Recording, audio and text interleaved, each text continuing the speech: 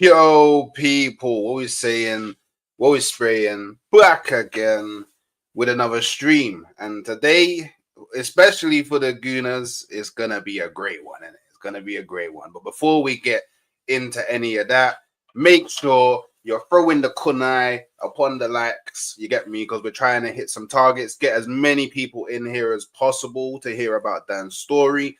Make sure you are subscribing to myself and the village.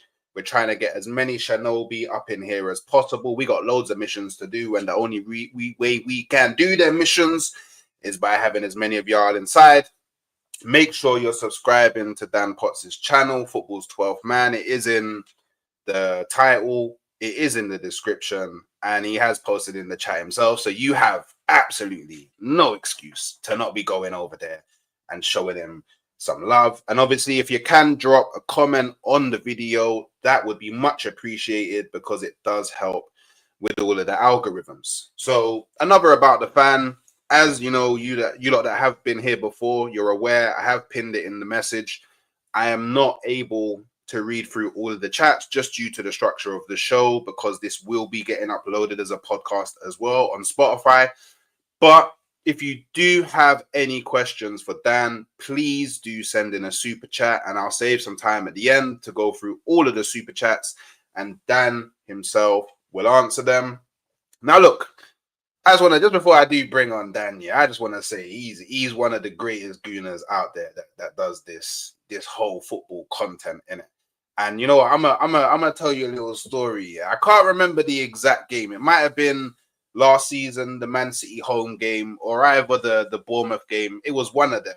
I met him just before the game in the Tolleton, and we was talking, and I was like, you know what? I think we can do this, you know.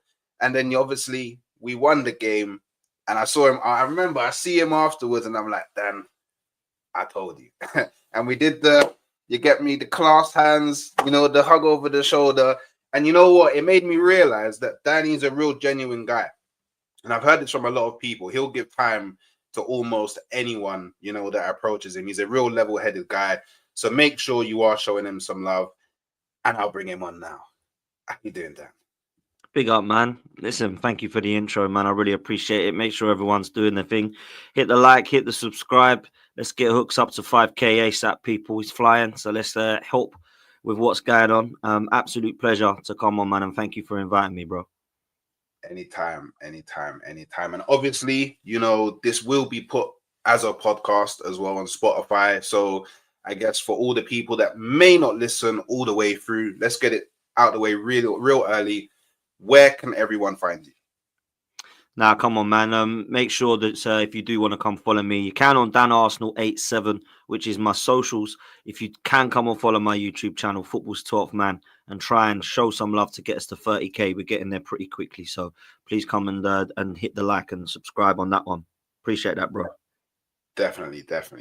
All right. So I always like to start the show with a little bit of a show starter question, you know, and imagine, we're in a alternate world, and there's George Graham's 89 team versus Liverpool and Arsene Wenger's 98 team versus Everton.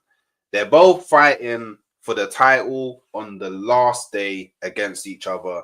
Which team lifts the trophy and why? So I have to go with 89 George Graham, because I feel like there was so much belief with the manager that they were going to win that game. Whereas with the Arsene Wenger team, I felt like there was the kind of belief within fans, manager and team that it was going to be a walk in the park. And it ain't a walk in the park at Anfield. Not at any time. To not let them score, to win by 2 goals, unbelievable. And I had the pleasure, I should say, of spoken to people that have been in that game and in that environment, and they all said, like, the team talk was insane from George Graham. Like, none of us said we were winning this game, let alone by 2 goals. And he literally played it out before the kickoff. He said, you'll get 1 goal, you keep it tight, you go 1-0, and then you take your chance when it comes, and we win the league by 2-0. And everyone looked at each other like, this guy's on crack. And it happened. So I have to go with that, because I just felt like George Graham knew what was happening. He was ahead of the time. He was ahead of the game. And I truly felt like, and I wasn't around, to be honest. I was around. I was only 2 years old, right? So I don't remember the game. But from what I hear, that team was special, man. So yeah, I'm gonna go with 89. Although I was probably more connected with the 98 team and Arsene Wenger's era, I'm going to have to go with the 89 George Graham because I don't think that's spoken about enough. I really don't. Yeah. Maybe it's because it was before the Premier League existed, but that's the best ending to a season ever. Like, there is not going to happen again. People try and compare it with the Aguero moment. Nah. Like, it was against QPR for one, and the team that they were fighting against was over in up north somewhere in Sunderland, I think it was, when they played Man United. So when you've got Arsenal and Liverpool, one of those two teams is going to win the title on that day, and they are massive underdogs at Anfield, and they have to win by 2 goals. Now you have to go with 89. And not a lot of people will know this, Hooks, but the week before that game, Liverpool smashed Fulham by 5 goals to 1, right? Yeah. Thank God Fulham scored that goal, because if it was 5-0, we would have needed to win by 3 goals to 0, and they would have been champions. So people don't really, and I've forgotten his name for the life of me, but the Fulham guy who scored there 5-1, maybe someone in the chat will remember. But my goodness, if he doesn't score that goal and they lose 5-1 and they lose 5-0 instead of 5-1, then Arsenal aren't champions. And that's how crazy that ending was, man. It feels like it was, destiny. It actually feels like it was destiny. Like Arsenal had to win by 2 goals. I believe it's because I looked at it briefly before coming on here, and I think it would have. Did we win on? Was it head to head? Because the goal difference was the same. It was head to head. The two goals we made it head to head, right? Yeah, and I implore any Arsenal fan that wasn't around at that time just to watch that game. It's actually a really good game of football, and obviously there's been like a lot of shows that Arsenal have done speaking about that game. I implore people to watch as much as they can about that game, because I feel like arguably one of the biggest moments in history for Arsenal just as a football club. And it was at a time when Liverpool were dominating. Liverpool were actually dominating force, and we kind of put a halt to that. And I'm a big believer heritage is what kind of allows a team to go forward. And in English football, we definitely have that heritage. I mean, yeah, you can argue about Europe. People like to argue about Europe all the time and say we're not one of the big dogs over there, and that's fine. But in English football, we're up there with the best of them. So 100. So, as a little cheeky follow-up question. Yeah. So obviously we know how it's going for Arsenal right now. We know how it's going right now. It's not great. There's a lot for us to prove. There's a lot for us to change. There's a lot for us to fix. But if Arteta left today and George Graham comes in as the new manager, and obviously not George Graham as he is now, the old man. Let's do George Graham as he was when he was part of that 89 team. Do you think he could turn it around and take us to lifting the trophy? I truly believe George Graham is one of the most underrated coaches that's been around. I don't think he's spoken about enough. Unfortunately for him, Arsene Wenger came in and changed Arsenal. And it was at a time where potentially people will think Arsenal were in the doldrums. We only had a season or two where we were. George Graham was the reason that we started winning again. And I think from 80s onwards, Arsenal were pretty bad under Terry Neal, if you remember, on 82, 83, 84. He come in 85 from Millwall, and people were like, who's this brother? And then obviously 87, we win trophies. 89, we win trophies. 91, we win trophies. And people start to forget how good he was and what we won. And then we went on in 93 and did the doubles against Sheffield Wednesday. 94, we beat Parma in Copenhagen in the Cup Winners' Cup, the last European trophy we've lifted. And the last League Cup trophy we've lifted, our George Graham. Arsene Wenger won only Premier Leagues and FA Cups, which I know are great, but you forget the trophies that George Graham won. And I think it's a criminal that he hasn't got a statue at the Emirates. I think it's criminal. If Arsene Wenger gets one, for me, George Graham gets one alongside Herbert Chapman. Those three are the three that I look at deserving of statues. I think if George Graham comes in, we've got foundations that Arteta's built from defence onwards, and I think George Graham gets the best out of that. That back four that he built was incredible, by the way, and it was inherited by Arsene Wenger. People forget how he built that. Tony Adams come through. People think all those four come through together. No, they didn't, man. Tony Adams come through, and then he brought Steve Bold and Lee Dixon from Stoke City and Nigel Winterburn from Wimbledon. Come on, man. This is ridiculous how he's built that. You know what I'm saying? This is the equivalence now of Arteta, yeah, having Saliba through from the days of Emery, bringing him in, and then bringing in the equivalents of Sheffield United, Burnley, and Huddersfield's fullbacks and centre backs, and turning them into the best back five in Europe. Oh, and by the way, he bought David Seaman from QPR, so he's literally sat there and gone, right, I'm going to buy the QPR goalkeeper, the Stoke City right back and centre half, and the Wimbledon left back. If we did that now, everyone would be laughing to the hills, saying, "What's this guy on? He don't know what he's doing." Mate, that back five went on to be one of the best in Europe. It was literally hardly ever scored a goal past it. And that's why, for me, probably one of the best goals that Arsenal have ever conceded is Ryan Giggs in Villa Park in 1999. Because for me, taking the ball around those back four and making them look silly is very, very difficult to do. No one else has done it, only Ryan Giggs. So I look at that back line and just think, wow. And I think what George Graham can do now with Gabriel Saliba, Timber, Calafiori, White, I think we could be very, very hard to beat, even more so than we are now. So I think that George Graham would be very, very close to winning the league with this team. Very close. If not, then he would get across the line and beat Pep. Okay. And that would be amazing to see. Hey, I wouldn't mind swapping in George Graham for Arteta right now. I won't lie. I do like a bit of my English core. I won't lie. And I think in regards to the statue of George Graham, do you think that potentially there's a chance he doesn't have one because he then went on to go and manage Tottenham, and it becomes a bit of a political matter within the fan base? If I'm honest with you, there's definitely two reasons, and that is one of them. The other reason is how he left Arsenal. Like, George Graham was unlucky how he left Arsenal because everyone was doing what he was doing. They were all a bit dodgy back then, but he was the one who got caught. All the other managers then pretended they were like acting like innocent, like there were some good boys, but actually they were all doing it, right? They were all taking bungs. They were all getting into that kind of stage where they could do this, that, and the third and get away with it. And on George Graham didn't get away with it, and he had to leave. And I always remember getting very upset when he left. I mean, I was only young.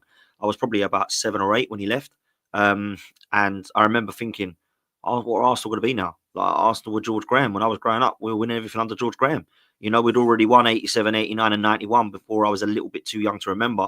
And I remember the first trophy I ever celebrated was the FA Cup and League Cup and then the Cup Winners' Cup, thinking every year we win something. And we did pretty much. If you think of George Graham's era from 85 to 95, there was only, I think, 3 seasons we didn't win something. So, you know, for me, it was all about winning when I was growing up. And then obviously Arsene Wenger carried on with that when he was winning stuff as well. But yeah, I think that's probably one of the reasons.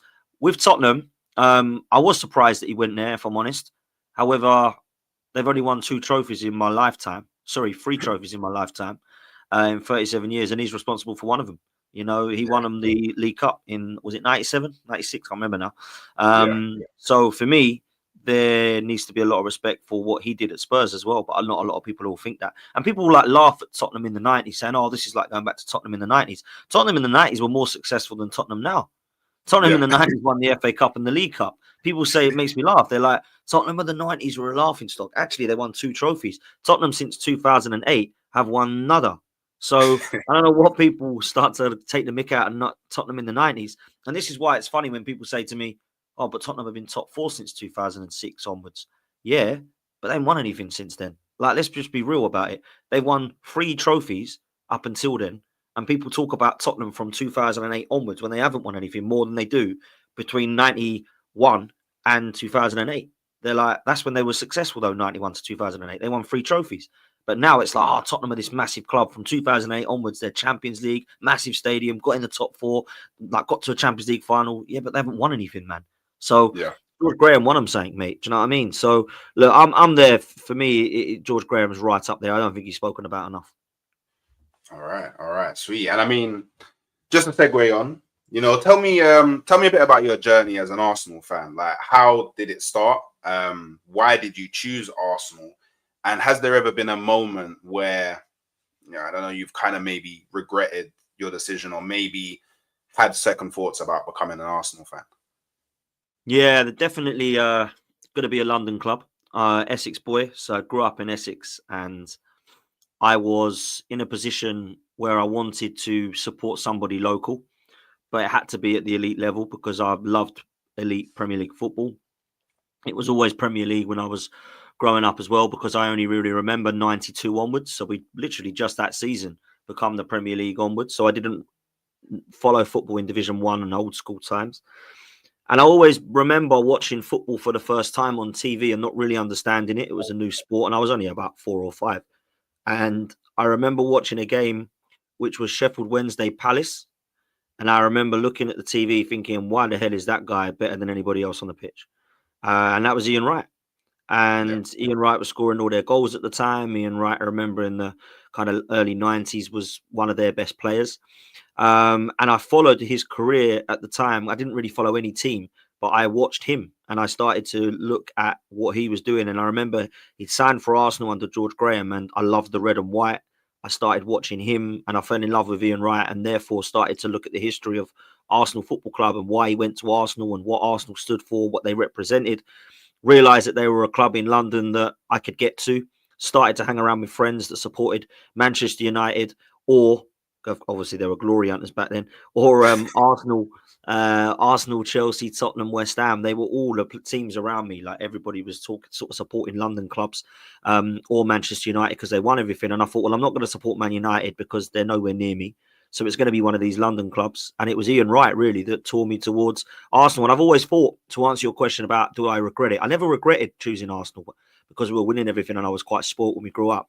But I did always wonder if Ian Wright would have stayed at Crystal Palace, actually, if I would have been a Palace fan, because he was the reason I got into football as opposed to the team. I fell in love Yeah. with the footballer and the talent as opposed to the actual sport of the game.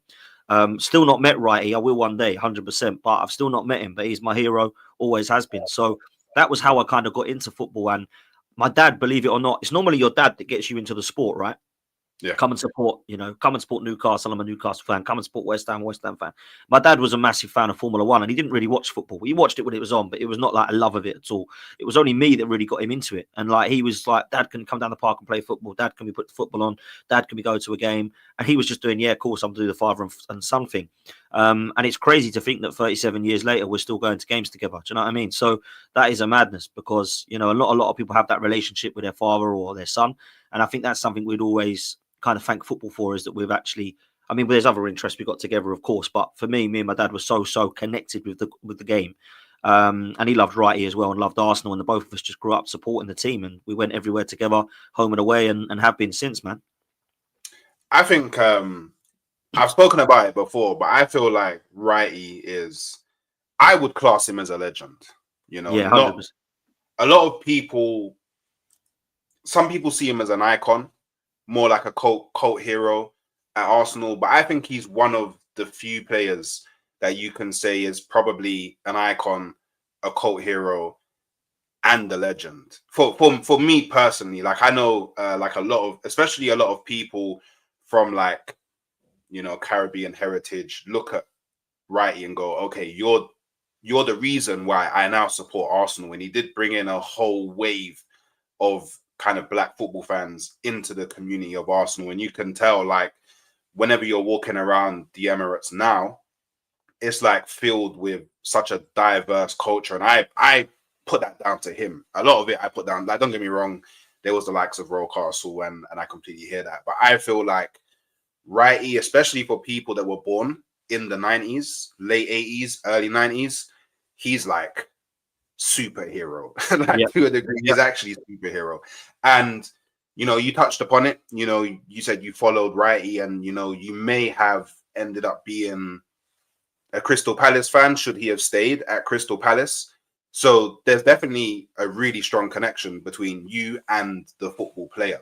So I guess the question is, like, how do you now, like, receive certain Arsenal fans that kind of back Saka to the ground? Like, I'm sure you've seen the video where there was a lot of Arsenal fans that were asked, hey, would you rather win the league or keep Saka? And a lot of them said keep Saka. So someone who yourself, you're an Arsenal fan because of a player that you admired, how do you now see kind of Arsenal fans that kind of attach themselves to a player versus thinking about the club holistically? Yeah, I can appreciate it. It's only really when you get to the age of understanding that loyalty doesn't exist in football, that you start to change your opinions. Now, I was very lucky because growing up, Ian Wright ended up leaving the club because he was basically going to retire and play for another couple of clubs, which I think was West Ham, Forest and Burnley. And I think he did a stint at Celtic. That was it. And he never really got going again. And really, he scored a few goals for those teams, but he was really kind of, when he left Arsenal, he kind of left football, really. He said that himself. But when it comes to other players and managers and footballing people that you put your kind of soul and heart into supporting and keeping loyal to, anybody within that football club right now that you look at, you will outlast longer than. You're the fan. They're the players. They're the career. They're using it as a career. You go as a loyal fan, right? So the only loyalty you're going to get around you are your fans around you. So never get attached to just one player and the reason to support the club. And that's probably something I learned really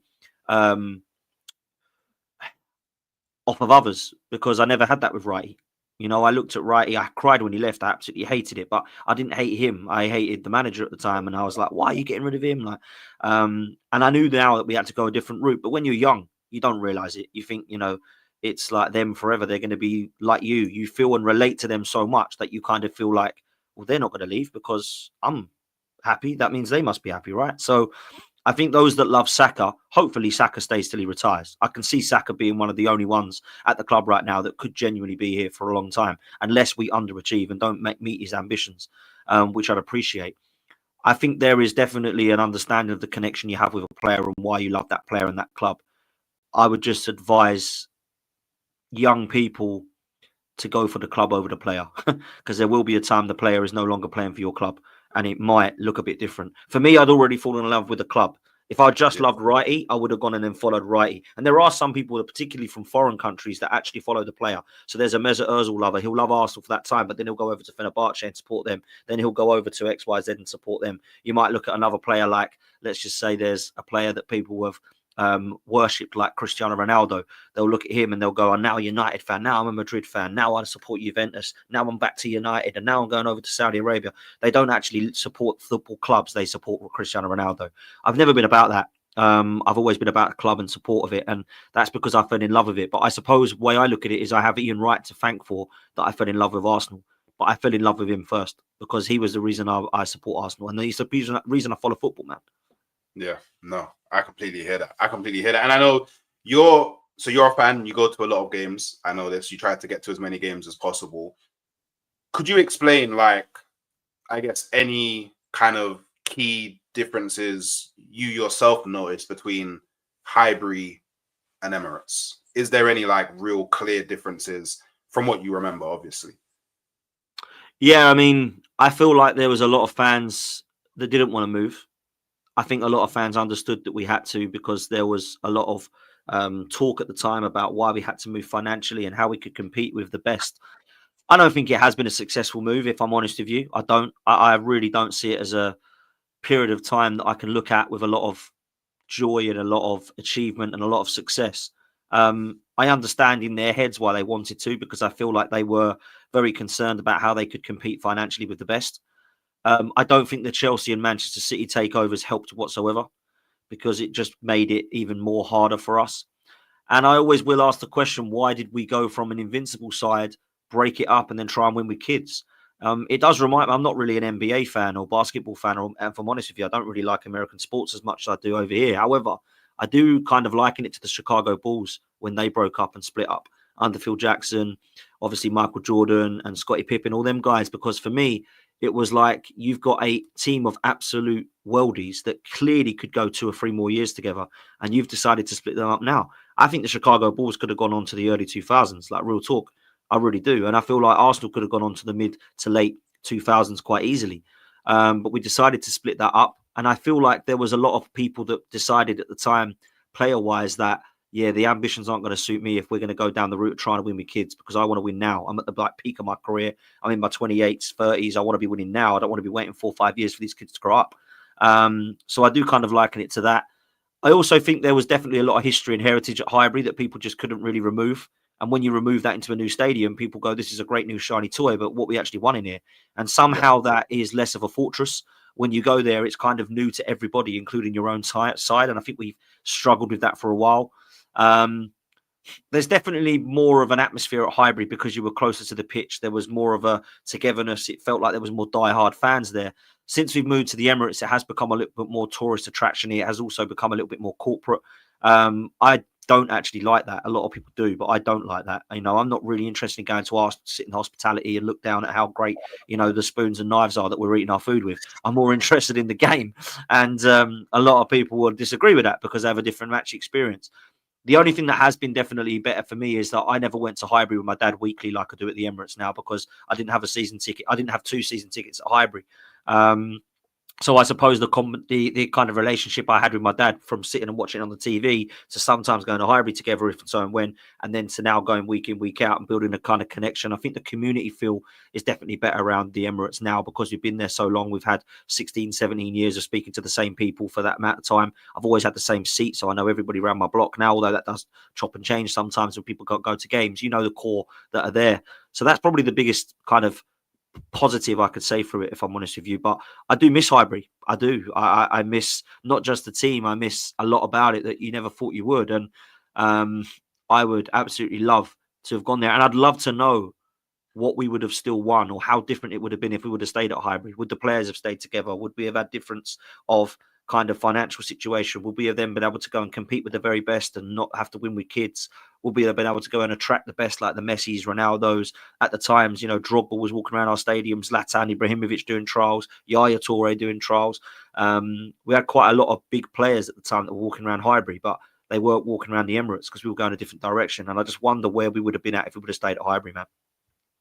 I think we definitely, well, I mean, it's all in hindsight now, right? But I definitely feel like if even we maybe delayed going to the Emirates for maybe 2 to 3 seasons, I think we could have definitely. So I'm still annoyed about what happened after the Invincible season. We didn't really invest into the squad properly especially for a team that just won the league. Like we signed a whole bunch of young players that, yeah, when you look at them now, you're like, okay, they went on to become pretty big players. But at the time, they were essentially nobodies. And I feel like the money that we spent on the stadium, if we invested that money into the squad, when a few more years, we could have won Premier League. Who knows? Maybe even the Champions League. Who knows who we could have brought to the club? And for me, like you say, right, is like big fear. For me, Henry. Like, I even sit with him right there. He's always next to me, and like Henry is my hero. And I feel like one of the biggest like travesties for me is we as a institution didn't support his ambition to go and win the Champions League. He had to go elsewhere to fulfill that ambition. And I feel like if we just kind of, even though we kind of say that it's wrong, and to a degree it's wrong what Chelsea and City did with like pumping loads of money into the squad to go and win things, if we just did that, we would be in a completely different scenario to what we're in now. Imagine if we only just had one Champions League. If we just had one Champions League in the 2000s, we would be a completely different club to what we are today. And maybe Wenger doesn't leave when he leaves because, you know, we've been winning things and he's been supported, and, you know, the fans aren't constantly on his back, and it doesn't become kind of sour with that relationship. And then we don't go on to get Emery, and then things fall apart, and then we are where we are now. Like, so I'm still hopeful to a degree something can kind of change, but I feel like there's been a lot of key decisions that we made many years ago that's making it very difficult for us now to kind of push forward and do what it is we need to do to be the big club that we are. So I guess, you know, what would you say as an Arsenal fan? What's a moment that you would say most resonates with you? Like, you know, when you sit and you think about Arsenal, what kind of sticks the most? And are you able to kind of paint us a picture of that moment?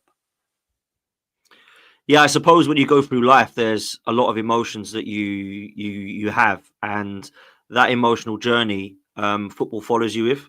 So you'll go through days in life where you feel really down and you feel really sad and depressed. I've been there with Arsenal. You go through lives where you feel happy, joy, elation, best feeling in the world. I've been there with Arsenal, and I feel that's why football connects with people, because it connects with your emotions. There's no other sport, or there's no other. I suppose there's other sports, but there's nothing else when you find that sport or that love for that sport that drives you that way or brings you the emotions that you have in that journey. And I feel that's why I've been so connected with Arsenal and football, because I've never had that feeling in anything else. You know, you might have had that feeling before in relationships. You might have had that feeling before in life with work or with other things. But I feel like with football, when you are down and depressed with it, you don't feel like hatred towards it. You just feel more resilience and want to go and change it and never go through that feeling again, you know? So I feel like what I'm trying to say is I feel like the actual hurt and devastation, it kills more when it comes to personalities. And I feel like this is kind of this little journey that you can go on and believe that even though it's down, it will be up again another time. Whereas you never know if it's going to be up again in life or in your relationships or in your personal story, right? So football's always been a place where you can release, you can relate. And I think there's definitely therapy within that, where you believe you can't be knocked down anymore. And then the next minute you're lifting up and you're screaming and going mad again. And that's that. I don't know that there's any other experience in life that has that. And that's not just Arsenal, by the way. That could be any football team. That could be tennis. That could be rugby. That could be golf. That could be Formula One, whatever you're into. I feel like that's why sport's so amazing. And Arsenal have been no different with that with me. You know, there's been times where I've absolutely hated the club. There's been times where I love the club. And there's been times where I've been in between thinking, where are we going here? But all of those emotions have been important to what leads you to where you are today and what you've experienced in football, right? So I think there's definitely the kind of love and hate relationship with a club, for sure, because there's so much times that you love and hate it, but you'll never, ever leave it, you know? So that's, for me, it's like a kind of a drug that you never ever want to get off of, if you get me. So that's where I'm at with Arsenal. Like for me, I like when, obviously, if I was to properly sit down and be like, okay, think back to, you know, times when I was younger and things that I've seen the club do, there's probably loads of specific moments that I could call upon and be like, okay, this played a massive impact on my life. But the one that kind of sticks with me well, there's a few that stick with me kind of the most. Obviously, I still remember being young and watching live Henry doing his interview where he's like, sorry, Arsenal fans, but like, Yeah. I'm going to be leaving Arsenal. And I remember, like, I cried, like, because to me, that was like my superheroes leaving. Like, the person, I don't look up to too many people, but he was someone that I looked up to, like, literally to the point where whenever I'm going into school and I'm playing football, I'm Henry. Like, any top, Henry on the back. Like, I see Henry do something, I'm going to the park. I'm trying to do what Henry did. Like, that's the kind of relationship that I had with Henry. And then obviously another one is when he came back and scored that goal, coming back, and it kind of showed me as an Arsenal fan what we'd really been missing, because the person that we all knew to be so clinical in front of goal and be a big part of our goal scoring kind of history literally comes back and scores in his very first game. And since it's happened, every year, at least once, I watch back the video and it still gives me goosebumps to this day. But as a match going fan, because I've been to a few games, it's really hard to get tickets nowadays. Like, I remember every game I went to last season and the season before, I didn't actually go because of my membership. I went because one of my friends got a ticket. So this whole ballot thing, that's a whole different thing. But I would say in terms of a match, for me, I will never forget the Bournemouth game. Like, just the feelings that I felt throughout that game. I remember clearly being there with my friend. Like, we was just, you know, when you're right at the edge by the barriers above the away fans, I was right there. We've gone down. We're both there in the mud. Like, nobody around us is making any noise. It's quiet. You can hear a pin drop. And then obviously we find our way back into the game, and it's literally 2-2, and we're thinking, oh, can we do something here? And then literally we just see Reece Nelson score that goal at the other end of the ground, and literally everything went flying. Like, everything, my drink went, everything went flying. Like, I was like, it's a moment. unbelievable moment. It's a moment that I can't really explain it, but in terms of a single moment of happiness, it's the most that I've ever experienced. Like I can't think of a time where I've been more happy in a single moment than that game. Like, do you have anything similar? Is there like a game that specifically resonates with you, or a moment that you've seen in a match that's kind of like, oh wow, like I'm never gonna forget that? Mm. I mean, listen, there's quite a few that I've seen at the Emirates.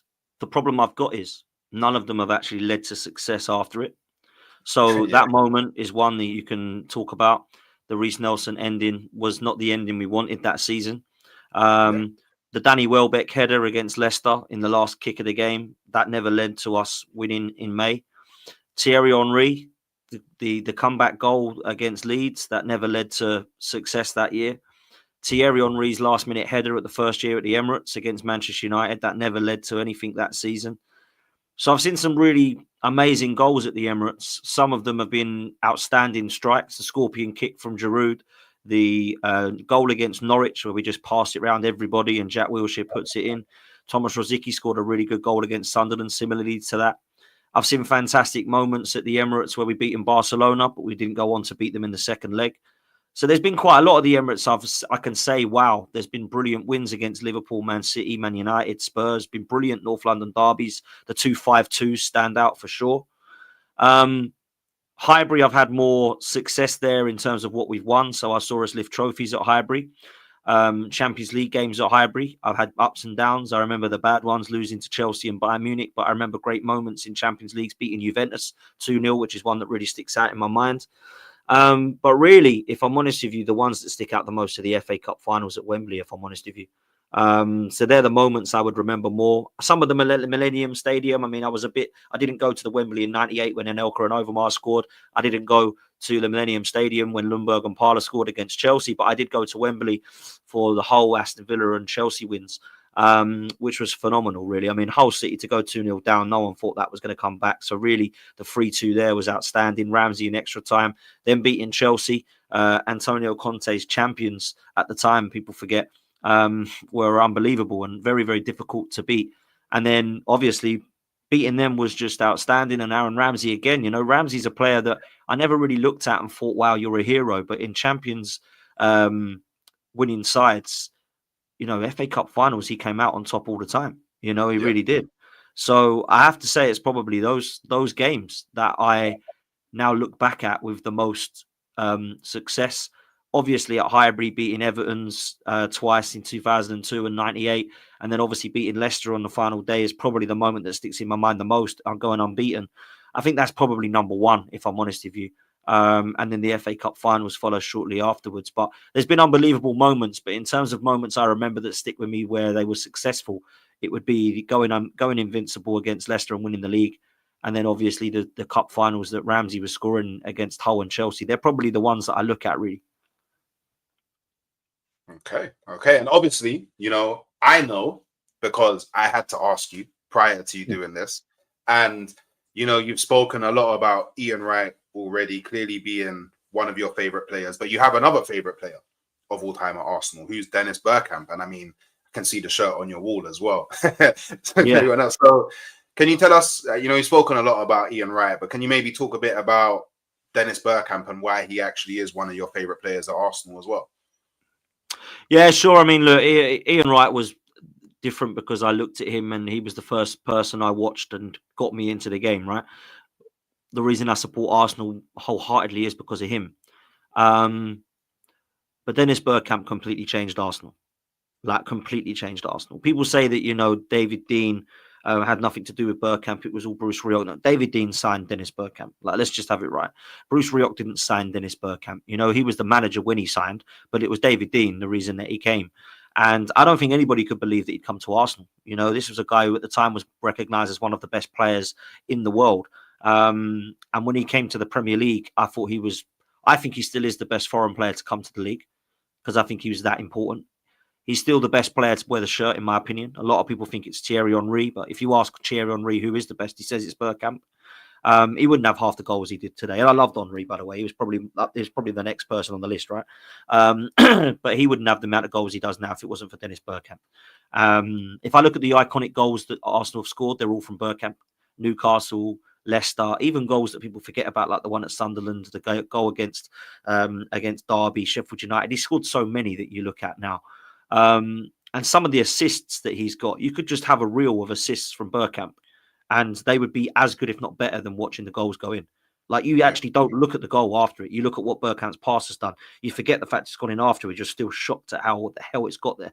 You know, I can remember one against Juventus. He flicks over for Freddie Ljungberg. I can remember a superb pass to Patrick Vieira against Chelsea at Stamford Bridge. There's been so many that I look at, and he is responsible for them. And I don't think I've ever seen some of his goals replicated. I've never seen somebody score a goal against Leicester like he has. I've never seen somebody score a goal against Newcastle the way he has. I've still not seen any of these goals replicated. And I just wonder, Hooks, what we would have won if he could fly. Because the Champions League games where we couldn't have him, I was like, this is what has frustrated me. Aaron has said in the chat, the Argentina goal, he wasn't even doing this just for Arsenal, by the way. He was doing this for club and country. You know, that goal against Argentina is phenomenal, mate. Absolutely phenomenal. And I just think there's never going to be a player like him. His first touch is the best in football. You know, even Berbatov says Bergkamp's is better than his, and everyone thinks his is outstanding. There's nobody I've seen do the stuff he's done with a football. And I used to watch Bergkamp live, and I used to actually, I'll tell you, this is a true story, by the way. I never, ever watch Arsenal warm up, really. I'm always out with my mates in the concourse. I used to years ago when it's all new to you. I always watched Bergkamp warm up at Highbury. I never, ever missed a warm up session with Bergkamp because it was as entertaining as watching the game. He is phenomenal. And I remember Merson saying when he first come to Arsenal, Merson and Wrighty got on really well. And I remember, because Merson and Wrighty were my two favourite players growing up. Them two were by far, Merson and Wrighty, by far. There wasn't anyone that come close to those two. And I remember when Bergkamp joined, and I'd heard a lot about him, but it wasn't like you could bring up YouTube and watch his reel. You know what I mean? It wasn't, those days didn't exist. So I heard about him, and I remember Merson saying when he watched him in training, him and Wrighty stayed, and they said, Inter Milan must be brilliant because if they're getting rid of him, I don't want to play. I don't want to play Inter Milan. Do you know what I mean? That's how good he was. He used to stay out and he used to hit free kicks. He used to bend them in top corners. He used to practice free kicks. He used to practice hitting targets. He used to practice the crossbar challenge. And he was staying after training, and everyone was like, "We're going to have to stay after training because he's the best at the club. And if he's doing that, that means we got to do it." You know, they had the Tuesday club where they were getting hammered every Tuesday night. Bergkamp was just staying at home reading books and concentrating and overtraining. And it was like, this guy is levels above us, man. He's focused. And I remember watching Piggy in the Middle. Do you know that game? Piggy in the Middle, get the bib in it, yeah? I remember watching that. He was 37 and Van Persie had just joined, or I think he was 2 years into his career, actually, Van Persie. It was the year of the red currant kits. I think Van Persie was 1 year in or maybe 2 years in. And I remember watching him on a night game, must have been Champions League. I remember watching Piggy in the Middle, and he didn't give the ball away once. Like, the whole of that session, he did not. Everyone was going in, laughing with it, taking the bib, going in. Every single player. And I looked and I said to my dad, Bergkamp's not gone in the middle yet. And he's like, nah. I was like, mate, he has not gone in the middle yet. He has not given the ball away once. And I thought, that is crazy. And he's 37 at this time, by the way. He's not 26. 37, and he ain't good. Man, that people say to me Vieira was better than him for Arsenal, and Henry was the best player we've had, and Ian Wright was the best player. Bergkamp was, man. There's no one comes close for me. Unbelievable. And when he joined, it didn't start off great, did it? Like I remember. I think it was his. Do you remember Arsenal? I think it might have been in COVID. Was it in COVID when they started releasing the Legends series? Yeah. And you were like, and Bergkamp was speaking, and he was like, it didn't start off great. Like it took him a while to kind of get adapted, and like obviously being a foreign player, he was getting like a lot of the media attacks, and he was in the papers and like, oh, have Arsenal made a mistake, and so on and so forth. And it just shows that when you are of a certain level, you'll always find a way to make it work. And you did say that if you asked Henry, who's better, he would say Bergkamp. But then if you ask Bergkamp, he'll tell you Henry's better. So that just shows you like how humble how humble these guys are. Yeah, the respect is like it's at a completely different level. And I firmly believe that if Bergkamp wasn't at the club when Henry joined, we don't see the Henry that we saw, because Henry literally looked at Bergkamp and was like, okay, I need to be better than you. So he's even come out and said, cool, he was at training at this time in the morning, first in, cool, I'm gonna come an hour earlier. Cool. Yeah. He leaves last, cool. I'm gonna finish after him. And it was like, cool. Bergkamp does this, okay, I'm gonna do that. And we all know that it was Bergkamp that taught Henry his kind of now the iconic Henry finish that actually comes from Bergkamp. His finishing is down, a lot of it is down to Bergkamp. So man, for me, Bergkamp, I wish that like there was just a machine or some sort of technology that could just make him stay young all the time and never leave Arsenal. I know. I firmly believe that if he didn't have the fear of flying, then we win a Champions League. Yeah, we do. Yeah, we do. We do. He's that important, bro. He was that important. And, you know, we talk about Thierry Henry, who's the best player. He says Bergkamp, but ask Ian Wright, ask Nicolas Anelka, ask Robin Van Persie, who they love the most, and ask Patrick Kluivert. It's Dennis Bergkamp, man. Like, he is the one that everybody talks about. And, like, I want to play next to him. And I think if you said today to any centre forward, who would you like to play next alongside? They won't pick the goal scorer. They won't pick Alan Shearer because he's the one he's going to then score all the goals. They won't pick Rooney. They won't pick Henry. They won't pick Haaland. They'll pick Dennis Bergkamp because he will feed them all day long and they will treble their score. If you put Dennis Bergkamp next to Ollie Watkins, I'm talking about players that aren't elite level here.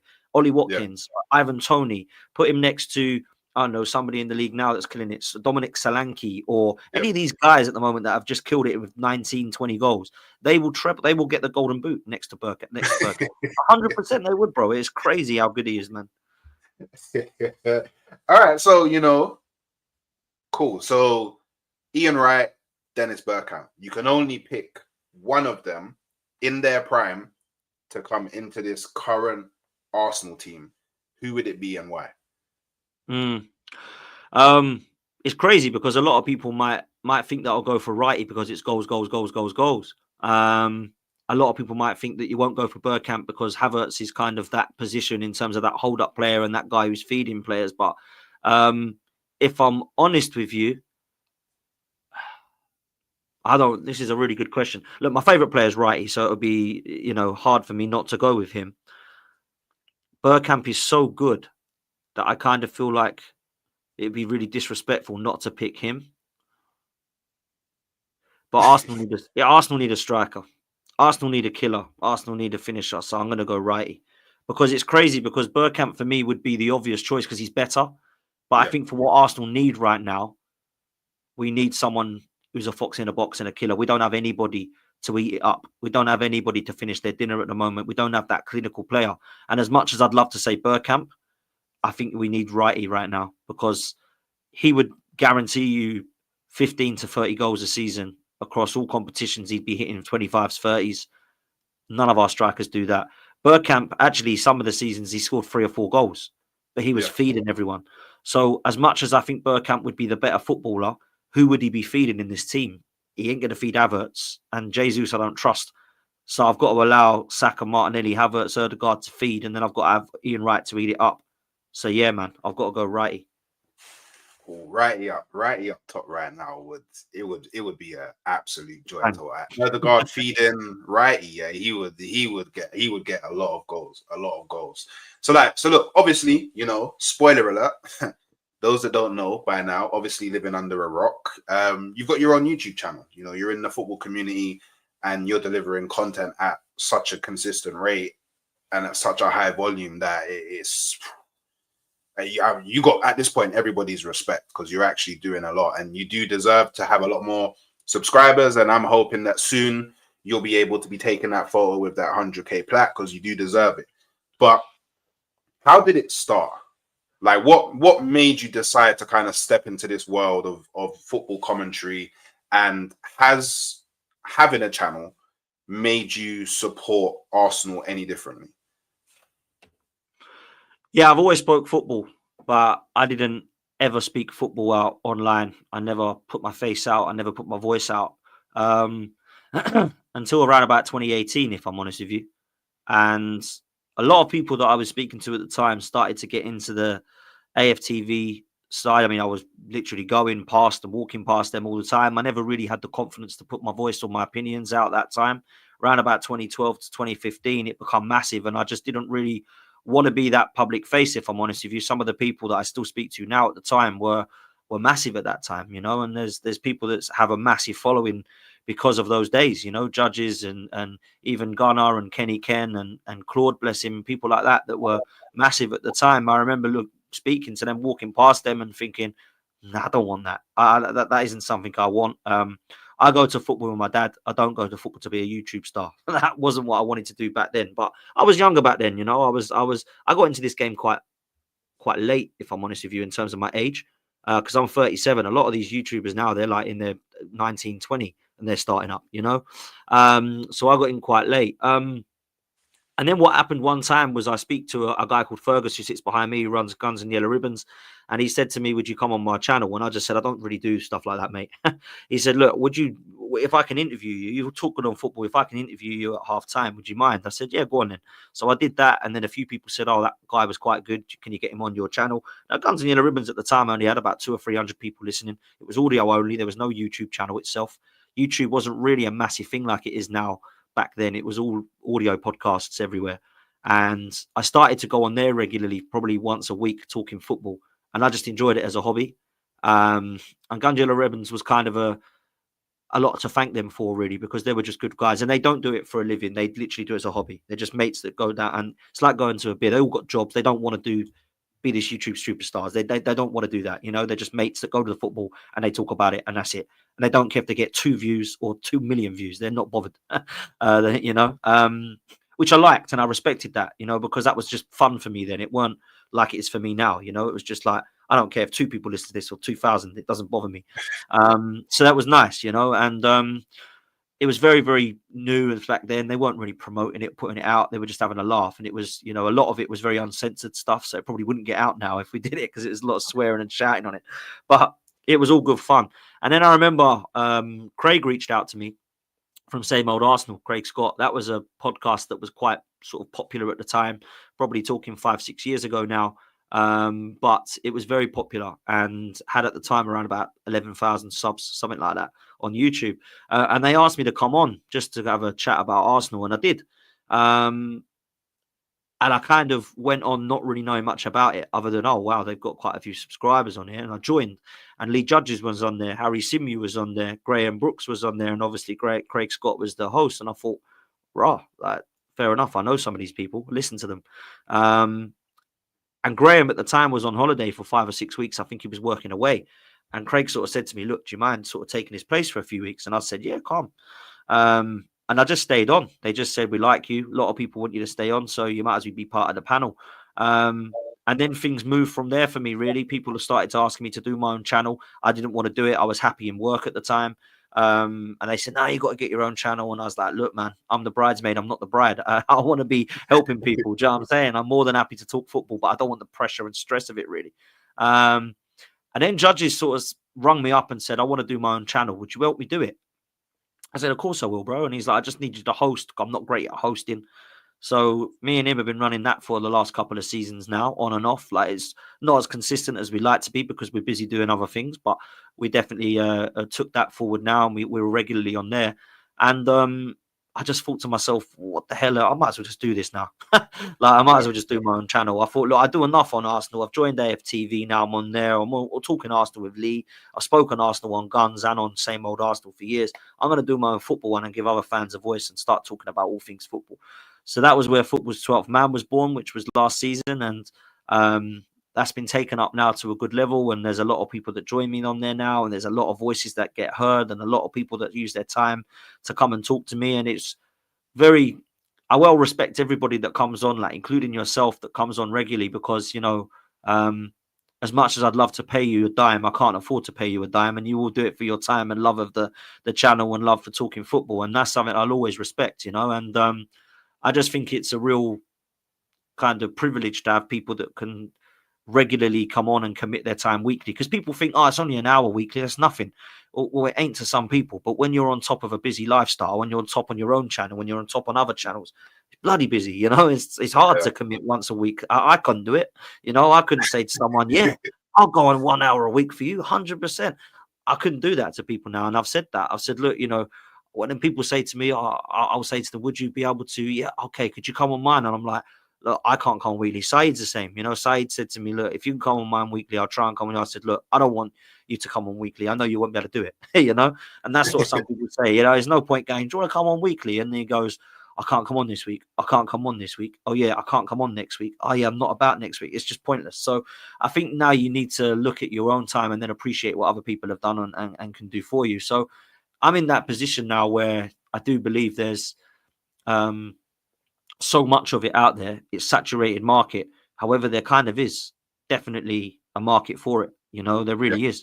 So that's where I'm at. And I just kind of feel like I thought when I had a bit of exposure. So it was very lucky. So someone like yourself who's kind of just started it up from scratch. You've been on some other channels, you've got a little bit of exposure, but not to the level that I had. You know, I had a lot of it. People knew who I was when I started my channel. They're like, oh, wow, Dan Potts got his own channel now. It wasn't like, who's this brother? Do you know what I'm saying? Everyone kind of knew me from AFTV or other platforms. So I kind of had that little bit of exposure, which is why I've got a lot of respect for yourself and Northside and some of the others that have not had those platforms to give exposure to, for how quickly you've grown. Because, you know, I had a little bit of exposure, but I thought if I could hit 5K by the first season, I'd be really happy, you know. And I'd hit the kind of 15 to 20 in the first season, thinking, what's going on here? You know, this is mad. You know, and now to come into the second and nearly been hitting 30 is mad. So I think, you know, sometimes if you look at the hard work you put in, and if people appreciate work ethic, they do. If you just have a channel and you go on it once or twice, people will realize this guy's not really bothered. He's not too serious. He's not going to build any connection or community with me. But I really respect the people that watch me. I love the people that watch me. I love the fact to give them a chance to come on if they ever want to come on and talk football on call-in shows. I always try to reply to DMs. I'm not great at it because I get quite a lot, but I always try to if I can. If people want to talk football or people want to come on, you know what I mean? I always try to make it a community channel. You know, it's 12th man for a reason. I don't really know you, mate, so you ain't coming on. And I don't care if you've got 2 followers or 200 million followers, you know, you come and have a voice. I don't care. Some people I have on don't even have social media. They're not bothered by it. They just want to come on and talk football. I've always got time for people like that because, you know, I was there once. I never had social media until I joined this place. I didn't have Twitter. I didn't have Instagram. I didn't have TikTok. I definitely didn't have YouTube. I had Facebook. That was it.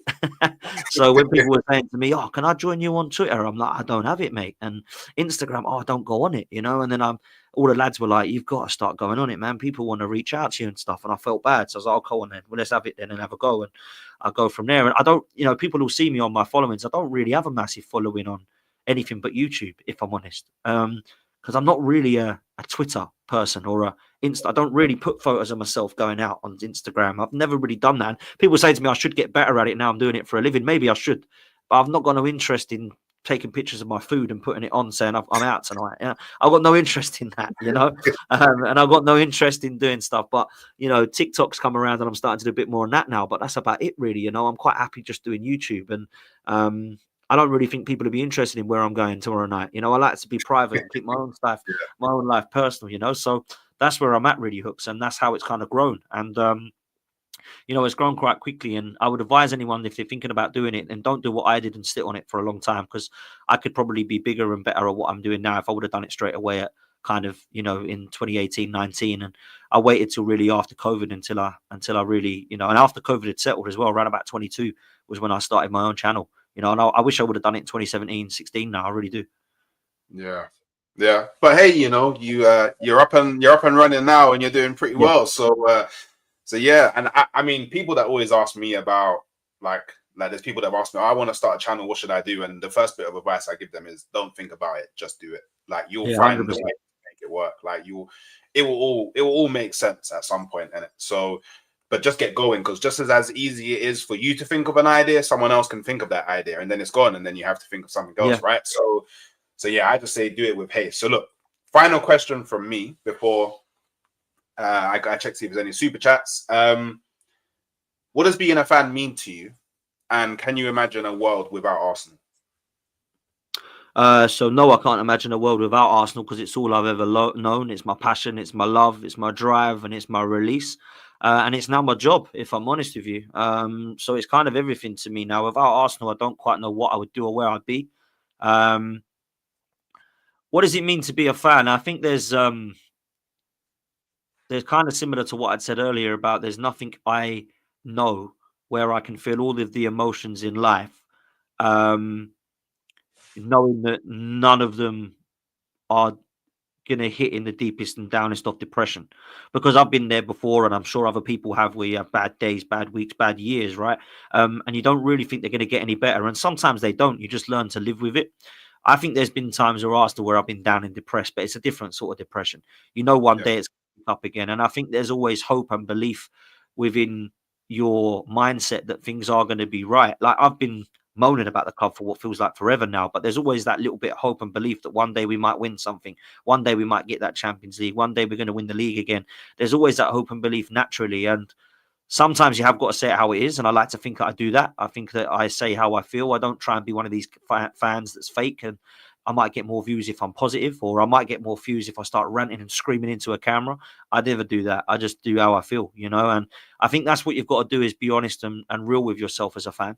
I also think that you need to go through all of those emotions as a fan. And I also believe that you do need to speak your truth as a fan.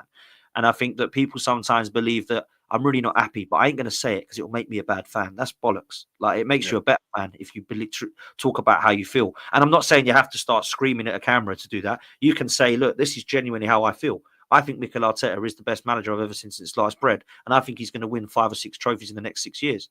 If that's what you believe, say it. Don't just say, I'm going to say that because then a lot of people might like me. yeah. Like, don't do that. Say how you feel. Yeah. If you believe Mikel Arteta is absolutely abysmal and there's no way he's getting across the line, say it. And don't be afraid to say that, because there's a lot of people that are scared. They're like, oh, I don't think this guy's very good, but I'm not going to say that because it make me feel awful. And a lot of people will block me and say that they don't like me and send me hate. Like, just say it, because this is what I mean. When people say like, you're doing it for clicks or you're doing it for views, and that goes both ways. You're doing this for clicks because you say you love Arteta when you don't, or you're doing this for clicks because you say you hate him when really you don't hate him that much. I would say, if people believe you're doing something for clicks and you are getting similar clicks or less clicks than you think you would if you went the other way, you're not doing it for clicks. You're doing it because you believe it, right? Yeah, And if I wanted to get more, I could go down the Agal route if I want. Not that I'm saying get Agal's fake, by the way, yeah, because he's real. But I could go down Agal's route and go, everything's absolutely amazing. And I could be one, or Bavs or somebody like that who's got a lot more following than myself, or one of these positive guys that's got loads more. Because actually, a lot of people follow the positivity. A lot of people want to hear you bigging up their club and you yeah. loving on their club. A lot of people want to hear that. They don't like so much people that call it out. And I'm kind of on that fan base level. So I think that's, for me, to answer it long-windedly, is to be real, be honest, be true to yourself, enjoy it, and go through all the emotions, because you need to experience all those emotions, because you open up your fans and belief. And lastly, what I'd say is listen to everyone's opinions, even if you think they're talking crud. Yeah. Even if I listen to somebody like Clive or Gal or Tom or one of these guys that's got a complete different opinion to me, I never look at them and go, turning them off because they're talk rubbish. I always listen to them and think, man, they're talking a lot of sense there. I actually believe in what they're saying there, because you learn a lot from it. And that goes the other way. If you think Arteta's the Don and the Cronkies are the best owner since Roman, listen to some of the other people that have difference of opinions to that and see if they can change your mind or give you an outset that perhaps you didn't see before. That's the way I see it, man. Okay, okay. I wholeheartedly agree, and I'm kind of finding out at the moment now that people don't really like it when you speak your truth and you're honest. But I always say I can only be me, right? So look, we do have a super chat, a question for you, Dan. Mm. It's from Ray versus Ken. Big up all question. Dan, are you Arteta in or out, and why? I suppose the best way to answer this is that I'm Arsenal in. Um, I'm Arsenal in, and if that means that Arteta's the right guy for Arsenal, then I must be Arteta in. If I believe there's a time he's the wrong guy for Arsenal, that means I must be Arteta out. Right now, I'm Arteta in until May.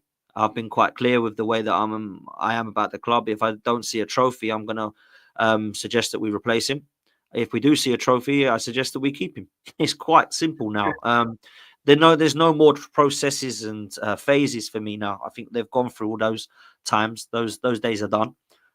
We've got the team now. Let's deliver. If we can deliver a trophy, I'm happy.